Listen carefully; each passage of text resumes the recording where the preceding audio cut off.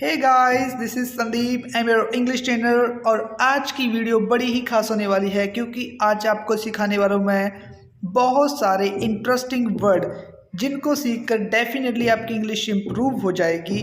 देखिए, अगर आपने किसी के साथ भी कन्वर्सेशन करनी है या किसी के साथ भी बातचीत करनी है तो आपके पास वो वर्ड तो होने चाहिए ना, आपके पास वोकेबलरी तो होनी चाहिए, तभी तो आप किसी से बात कर पाएंगे।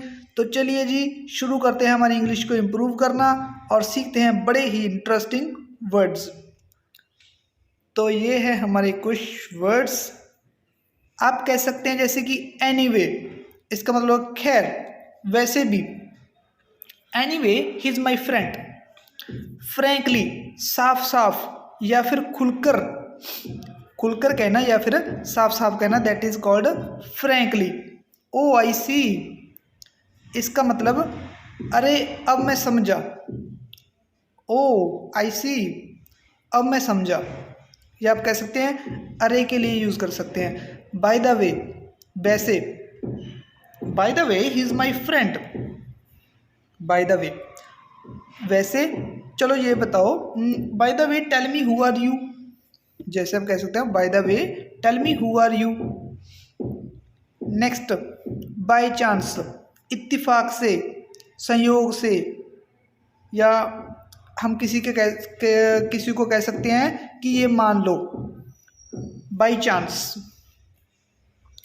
हार्डली, मुश्किल से, एक्चुअली, असल में, बेसिकली, खास तौर पर या मूल्य रूप से, ऑनेस्टली, ईमानदारी से, एग्जैक्टली, एकदम सही, ठीक ठीक या बिल्कुल सही। और आजकल जो वर्ड यूज़ होता है वो होता है एग्जैक्ट। तो नेक्स्ट देख लेते हैं हमारा मेजॉरिटी, बहुमत, जिसका मतलब होता है काफ़ी ज़्यादा, मेजॉरिटी। जैसे कहते हैं मेजॉरिटी ऑफ केसेस, सुना होगा आपने। वाई नॉट, क्यों नहीं। लाइबिलिटी, जिम्मेदारियाँ, ये तो पता नहीं क्या लिख दिया। इनवाइट, निमंत्रण देना या फिर आमंत्रित करना। नेक्स्ट, गाइड, गाइड होता है रास्ता दिखाना या किसी का मार्गदर्शन करना। जैसे मैं आपको गाइड कर रहा हूँ कि आप इंग्लिश सीखिए, ऐसे सीखिए। आई विश, काश। अपसेट, उदास या फिर परेशान। रिस्पॉन्सिबिलिटी, जिम्मेदारी या फिर जिम्मेदारियाँ।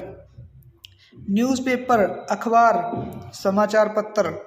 रिस्पॉन्स, उत्तर देना, प्रतिक्रिया देना, जिसे हम रिएक्ट भी कहते हैं। नेक्स्ट, रिफ्रैफ, ऐसा वैसा। रिफ्रैफ होता है ऐसा वैसा। मैं कोई ऐसा वैसा नहीं हूँ, I am not a riffraff person. Dick and Harry, एरा गैरा। रोलिंग स्टोन, बेपदी का लोटा। टॉक नॉनसेंस, बेकार की बात। सम एंड सब्सटेंस, कुल मिलाकर। फेस टू फेस होता है आमने सामने। अप्स एंड डाउन्स, उतार चढ़ाव। डे टू डे, रोजाना। डे टू डे, रोजाना। गिव अप, हार मान लेना या त्याग कर देना। जैसे कहते हैं कि नेवर गिव अप, कभी भी हार मत मानो। उसी तरह गिव अप का मतलब होता है हार मान लेना। ऑल इन ऑल, कुल मिलाकर, ये सब मिलाकर। नेक्स्ट देख लेते हैं सीक्रेट, राज, राज की बात यानी कि सीक्रेट। म्यूचुअल, आपसी। परहैप्स, शायद, हो सकता है। सच अ, सचमुच, वाकई। हाउ अबाउट दिस, ये कैसा रहेगा, इसके बारे में क्या ख्याल है। इसका मतलब ये होता है शार्प, तेज, नोकीला। जैसे कि कोई चक्कू वगैरह वो शार्प होता है ना, that's called a sharp. Polite, सभ्य, शिष्ट, विनम्र। यानी कि पोलाइट वो पर्सन होता है जो प्यार से बात करता है सभी से। प्रॉपर, ठीक, सही, उचित। होप, इसका मतलब होता है उम्मीद यानी कि आशा। एक्सपेक्ट, इसका मतलब भी उम्मीद होता है या आशा रखना होता है। नेक्स्ट इज फॉल्ट, दोष या फिर कसूर। जैसे कि फ़ोन में किसी में फॉल्ट आ जाता है। रिलायबल भरोसेमंद, ओवर एंड ओवर बार बार। स्लगिश लीचड़ आदमी यानी कि बेकार आदमी। एज अ रिजल्ट के कारण यानी कि नतीजन। इनफैक्ट असल में। मे बी शायद। ऑफकोर्स बेशक। एटलीस्ट कम से कम।